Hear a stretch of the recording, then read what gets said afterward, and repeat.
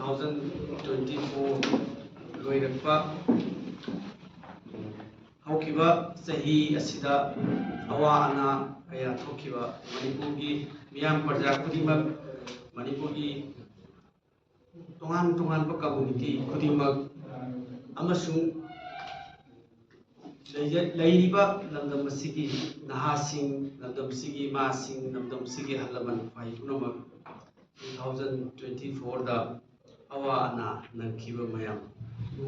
loikibaga loinana lakliba sahi 2025 sida anoba sahi lakpa sida manipurgi praja section kudimakta yaifamangol bijari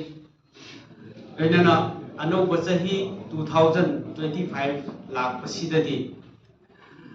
lamdam sida leiriba praja kudimak awa ana mishimina amasung irang na sokhalaba relief camp da leiriba praja pai punamak nungai yaifaba amasung lamdam asigi praja gi mikap mirau khon leitaba adiguma sahi oiba oirusunu haina paujil bijari loinana sahi asina lakpasida mating leiba sarkar ma leituna lamdam asigi praja section kudimakki nangiba awabasing maroina mating leiba sarkar amagi mathauna amasung mahaki takhum thokpa thabak mayam tawduna lamdam asigi punsi kaya kanba ngamba lamdam asigi mansang mang takriba mayam sing asi kanba ngamba haukiba sahida mangkiba yung kai mayam sing magi mafamda hanjanba ngamba